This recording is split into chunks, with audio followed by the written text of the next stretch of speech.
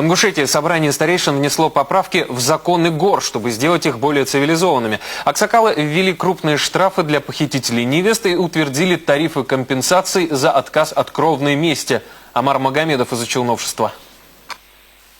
На этих кадрах попытка похищения. На крики о помощи сбегаются люди и отбивают девушку-похитителей. Украсть невесту на этот раз не удалось, хотя этот обычай противоречит исламу, а сам ритуал попадает под статью Уголовного кодекса, ингушская молодежь продолжает красть невест. В случае же, когда есть конкретный конфликт, то есть невесту удерживают, все против, в том числе и невеста, обращались с заявлениями в органы, и в этом случае невесту возвращали, а дела были возбуждены.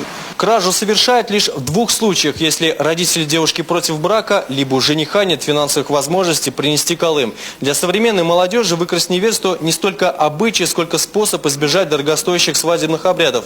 Примерно раз в десятилетие ингушские старейшины собираются для обсуждения, а в последнее время реформирования важнейших адатов, неписанных законов горцев.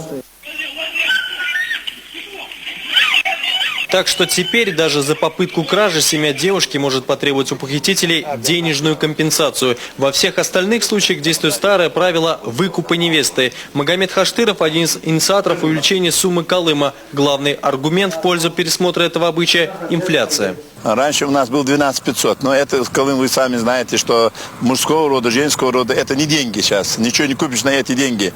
40 тысяч – это более-менее. Но в Ингушетии многие потенциальные женихи не имеют стабильного заработка, и эта сумма может стать неподъемной. Впрочем, введение так называемых брачных пошлин старейшины полностью оправдывают. Хочешь жениться – работай. Как вы знаете, калым увеличился. Жених готов принести 40 тысяч рублей. Это его личные деньги. Эта сумма вас устраивает? С дочкой мы тоже поговорили. Она сказала, этих денег будет достаточно. Все же положение ингушских женихов не так безнадежно. Калымом распоряжается невеста, при желании она может снизить его размер до вполне символической суммы. Изменений коснулся еще один пункт местной тарифной политики – откуп за отказ от кровной мести. В первую очередь, обидчик, конечно, понесет наказание по всей строгости Уголовного кодекса. Но свою вину перед пострадавшей семьей, согласно обычаю, можно загладить только крупной суммой денег. Например, убив человека по неосторожности, совершив ДТП, либо наезд на пешехода. Совсем недавно ставку кровной мести в республике подняли со 100 тысяч рублей до 1 миллиона. Практически в каждом районе республики действуют так называемые примирительные комиссии по делам кровной мести. Здесь их еще называют судьи из народа, куда входят местные старейшины и духовные лидеры. Одни бывают злые, другие бывают более мягкие. Но все-таки упрашиваем. Иногда приходится с слез спускаться, чтобы просить человека, чтобы он простил кровную месть.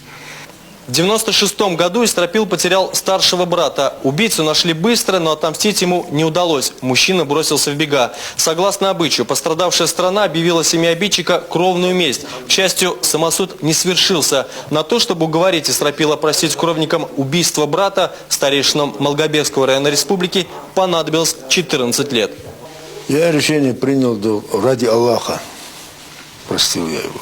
Ради Аллаха, ради этих старейших. Старейшины признаются, в случае с Истропилом, когда обидчик избегает кровной мести, скорее исключение из правил. За последний год комиссиям уже удалось примирить около 100 семей. На очереди по списку еще десятки фамилий, а значит, без работы старейшины точно не останутся. Амар Магомедов, Игорь Малышев, Заурбек Плиев и Курбан Абазанов. Северокавказское бюро НТВ, Ингушетия.